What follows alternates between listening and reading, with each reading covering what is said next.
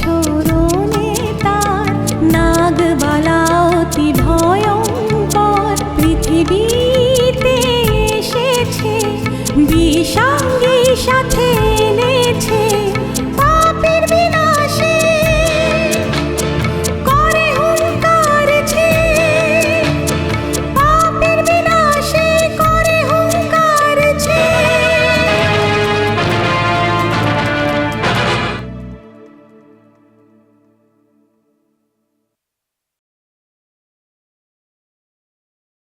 না ভৈরবী, আমাকে বাঁচানোর কোনো উপায় নেই নাকি? আছে, সেটা কি? তোমার মৃত্যু। আমাকে মেরো না।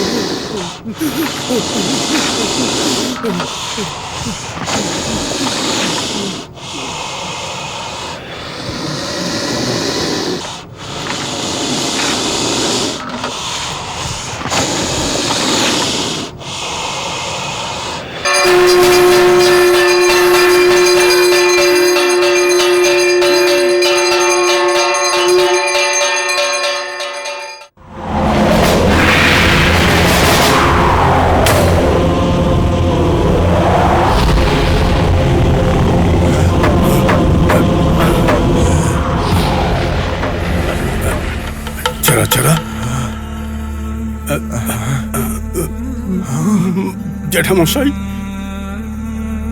চড়া চড়া। আমি ওর মৃত্যুর জন্য দায়ী। আমি ওকে খুব জোরে বকে দিয়েছিলাম। চড়া চড়া।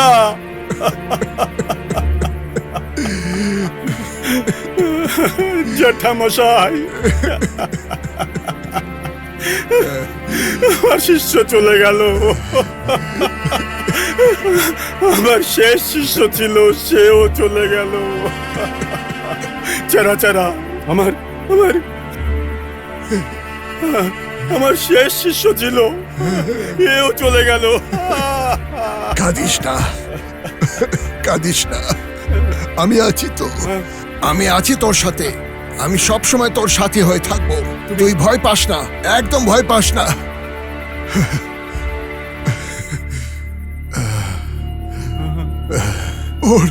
ওর রক্ষা কবচকে আমি জ্বালিয়েছিলাম। ওর ওর ওর মৃত্যু তাই আমি আমি আমি তোকে মেরে ফেলেছিলাম। চেরা চেরা চেরা চেরা বাবা, আমি তোকে মেরে ফেলেছিলাম। আমি তোকে মেরে ফেলেছিলাম রে। আমাকে ক্ষমা করে দে জ্যাঠামশাই। আমাকে ক্ষমা করে দে। দুঃখিত হয়েও না, দুঃখিত হয়েও না।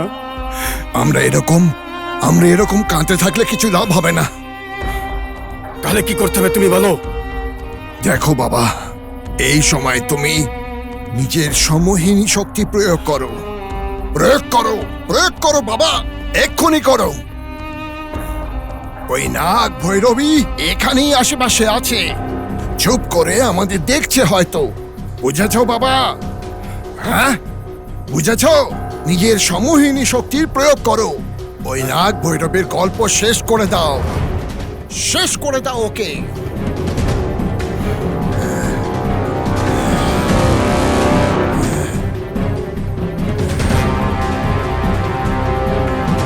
নাগ ভৈরবী,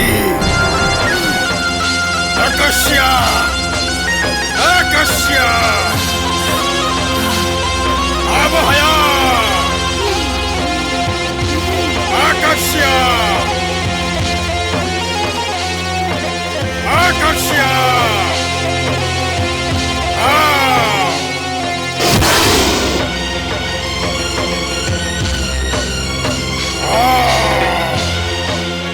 আমার হাতের থেকে তুমি বাঁচতে পারবে না। আজ তোমার মৃত্যু অনিবার্য। নাগ ভৈরবী, আমার ক্রোধের আগুনে তুমি আজ ভস্ম হয়ে যাবে। নাগ ভৈরবী, ভস্ম হয়ে যাবে তুমি। নাগ ভৈরবী, আজকে তুমি ভস্ম হয়ে যাবে, ভস্ম হয়ে যাবে। আকর্ষা, আকর্ষা, নাগ ভৈরবী আবাহয়া। আরে বাছা, দেখো নাগ ভৈরবী এসে গেছে, এসে গেছে।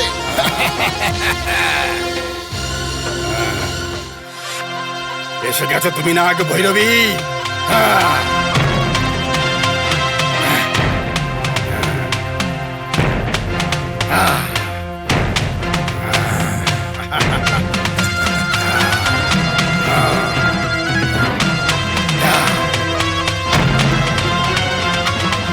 নাগ ভৈরবী, একই মুহূর্তে আমি তোমাকে বন্দি করে নিয়েছি, বন্দি করে নিয়েছি তোমাকে।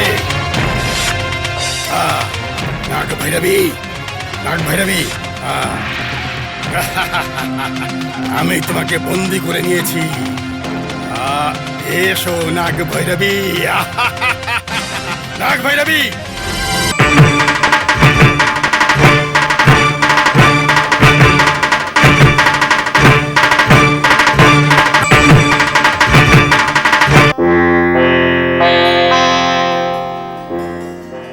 ছশো বছর আগে এই মন্দির প্রতিষ্ঠা হয়। নিজামের সময় এটা হয়েছিল। জয়ালক্ষ্মী নামে একজন মহান মাতা নিজের ছেলেকে এই মন্দির প্রদান করেন। ওনার বড় ছেলে নারায়ণ স্বামী, তিনি স্বপ্ন পেয়েছিলেন যে নারায়ণ স্বামী এই মন্দিরে সেবা করবেন। পুরো 11 বছর পরে নারায়ণ স্বামী অদৃশ্য হয়ে যান। সে এই দেবালয়ের মধ্যে মন্দিরের গর্ভগৃহতে সর্পদেবতার রূপে থাকতে শুরু করেন। জয়ালক্ষ্মী মাতা এই মন্দিরকে যথাসম্ভবভাবে দেখাশুনো করতেন আর সর্প সমাধি রূপে নাগ দেবতার রূপ নিয়ে ভক্তদের রক্ষা করতেন। পুরোহিত মশাই, নারায়ণ স্বামী কি সাপের রূপ নিয়েছিলেন? হ্যাঁ মা, উনি সাপের রূপ নিয়েছিলেন, লোকে তাই বলে। পুরোহিত মশাই, আপনার কথাগুলো যেন নতুন নতুন শোনাচ্ছে। আমরা ঠিক জানি না আপনার কথায় কতটা সত্যি রয়েছে, কিন্তু আপনার কথা শুনে খুব আশ্চর্য লাগছে। শুধু আপনারাই নন মা, এই গল্প যারাই শোনে তারাই আশ্চর্য হয়ে যায়। এই ঘটনা তো আমিও বিশ্বাস করিনি। যখন এখানে পণ্ডিত রূপে এলাম তখন মাতার এই সাপের রূপে নাগ পঞ্চমীর দিন দর্শন পেলাম আমি। উনি 8 ঘন্টা ধরে ভক্তদের দর্শন দিয়ে নিজে আশীর্বাদ করেছিলেন সবাইকে। কিরকম আশীর্বাদ করেছিলেন? আমি কত কথা বলবো। প্রত্যেক ভক্তের কিছু না কিছু ইচ্ছে ছিল। মাতাকে সর্পরূপে দর্শন করার পরে মানুষ তাদের সফলতা দুর্ভাগ্যের কথা জিজ্ঞেস করে তাকে, আর উনি বহুক্ষণ ধরে সবাইকে দর্শন দেন। পুরোহিত মশাই, আপনি যতই বলুন আপনার কথায় বিশ্বাস হচ্ছে না একদম। এতে আপনার কোনো দোষ নেই মা, এটা কলিযুগের প্রভাব। কলিযুগে যতক্ষণ না মানুষ নিজের চোখে না দেখে কেউই বিশ্বাস করে না কোনো কথা। সাক্ষাৎ দর্শন পাওয়ার সুযোগ যখন পাবেন তখন আপনারাও দেখতে পাবেন। একবার প্রত্যক্ষ দর্শনের জন্য প্রার্থনা করুন, মাতার দর্শনের জন্য সরল প্রাণে, তাকে দেখার জন্য সরল প্রাণে যদি প্রার্থনা করেন আপনারাও তার দর্শন পাবেন নিশ্চয়ই। প্রার্থনা করুন আপনি। আমি রোজ 1 ঘন্টা করে মন দিয়ে প্রার্থনা করি, কিন্তু কখনো কোনো রকম ভাবে অনুভব করতে পারলাম না। আপনি কোনো অনুভূতি পাচ্ছেন না মানে আপনার পুজোতে নিশ্চয়ই কোনো ভুল হয়ে গেছে। শুদ্ধভাবে পুজো না করলে যতক্ষণ ধরেই করো তার দর্শন পাবে না। আর শুদ্ধ মনের পূজা করলে শুধু 5 মিনিটই করো না কেন, মন শুদ্ধ, আত্মা তৃপ্ত, আপনার মনে এমন অনুভূতি হবে তাতে। চলো।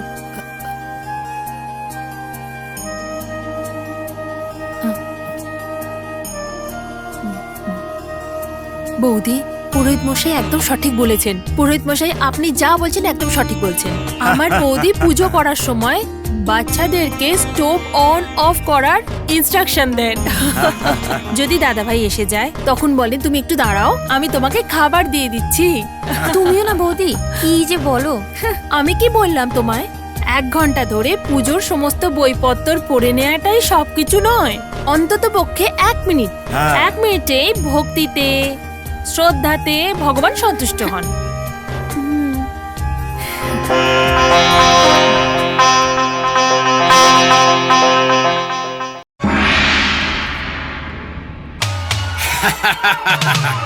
শোনো, এই নাগ ভৈরবী এখন পর্যন্ত 2 বার আমার হাত থেকে বেঁচে গেছে। অনেক কষ্টে একে আমি বন্দি করেছি, সঙ্গে সঙ্গে একে আগুনে পুড়িয়ে মারতে চেয়েছিলাম, কিন্তু তোমার একটা কথা আমার মনে পড়ে গেছে। 2 দিন পর্যন্ত আমি একে বন্দি করে রাখবো, আর ততক্ষণের দায়িত্ব তোমাকে নিতে হবে। আপনি নিশ্চিন্ত থাকুন দাদা, একে 2 দিন বন্দি রাখার পর পূর্ণিমার দিন একে বলি দেওয়া আমার দায়িত্ব। হ্যাঁ,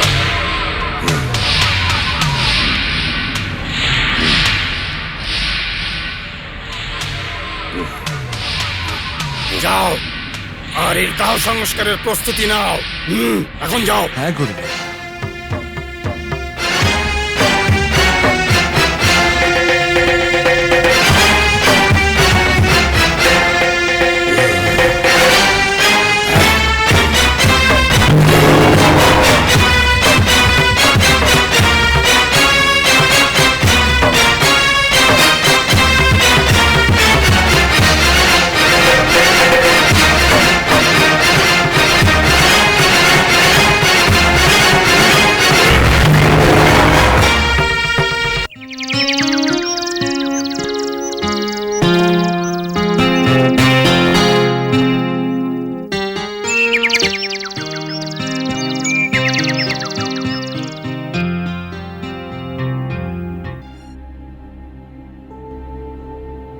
লক্ষ্মী, হ্যাঁ 1 মিনিট। কি হলো দিদি? মনে আছে না যেটা আমি বলেছিলাম দিদিকে বলবে না যে সোনি মাঝ রাতে বাইরে গেছিল, জানলে উনি খুবই কষ্ট পাবে। ঠিক আছে দিদি, আমিও কাউকে বলবো না, তুমিও কাউকে বলবে না। ঠিক আছে, চলো। হুম।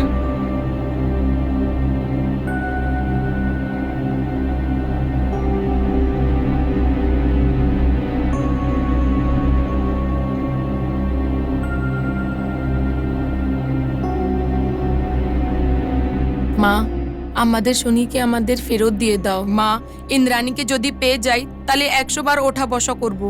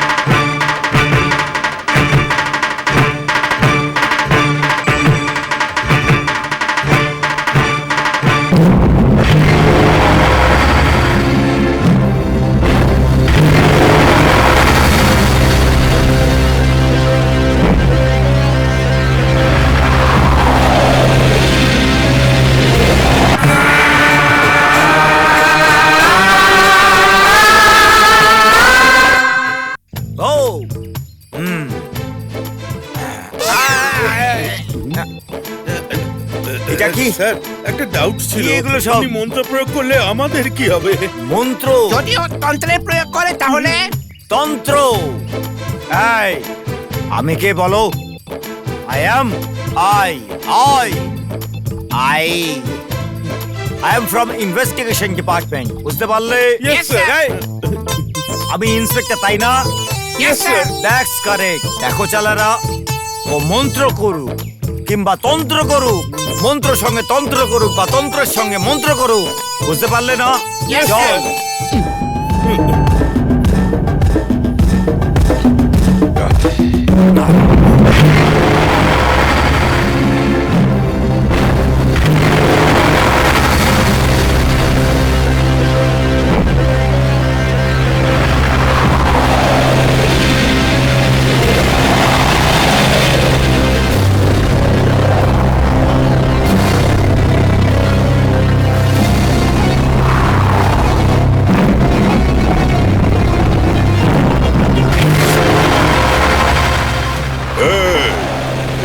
একে খোল।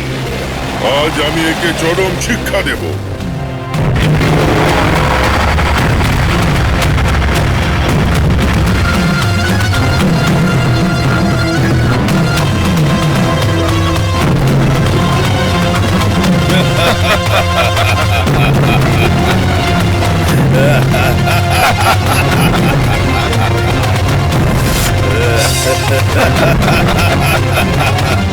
নাগ ভৈরবী।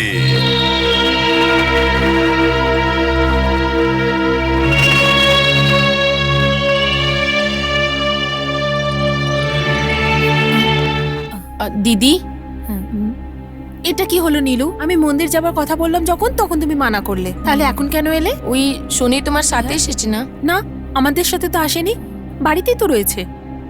সারাটা বাড়ি খুঁজে নিলাম, ভাবলাম আপনার সাথে আছে। এটা কি হলো নীলু? তুমি মন্দিরে আসার সময় দেখেছিলে না? হ্যাঁ দিদি, আমি ভাবলাম সোনি নিজের ঘরে ঘুমোচ্ছে। যখন আমি চুল আঁচড়াচ্ছিলাম, লক্ষ্মী এসেছিল আর বলল সোনি মাঝরাতে বাড়ি থেকে বাইরে গেছিল। সেই জন্য আমি ভয় পেয়ে গেছি আর আপনার সাথে আছে কিনা দেখতে চলে এসেছি। হয়তো তোমরা ঠিক করে দেখোনি, বাড়িতে গিয়ে দেখো, ও বাড়িতেই রয়েছে।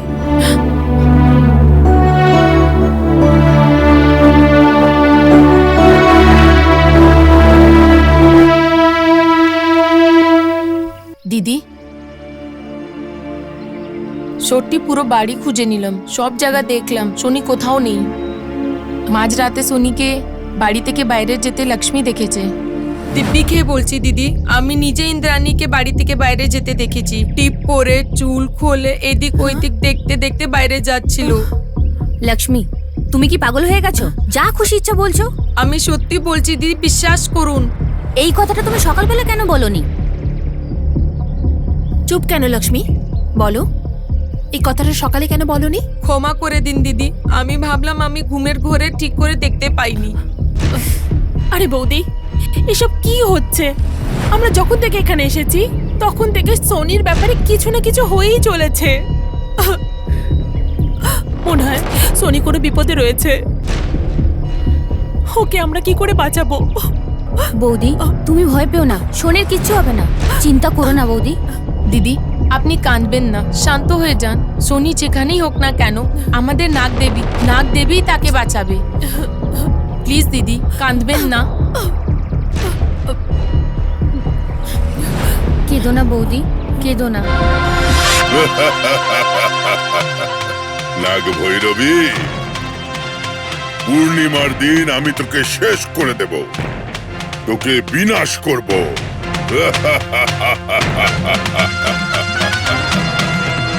নাগ ভৈরবী, নাগ ভৈরবী। কি ভেবেছিস আমার ব্যাপারে? এই, এতদিন ধরে তোকে তো নাগ দেবতা বাঁচিয়ে রেখেছিল। ওই নাগ দেবতার আমি অষ্টদিক বন্ধন করে দিয়েছি, মন্দিরে বন্দি করে দিয়েছি। ও তোকে আর বাঁচাতে পারবে না। আর তোকে এখানে বন্দি করেছি পূর্ণিমার রাতে। তোর বিনাশ করে ওই মণিটা আমি নিজের কবজায় নেব।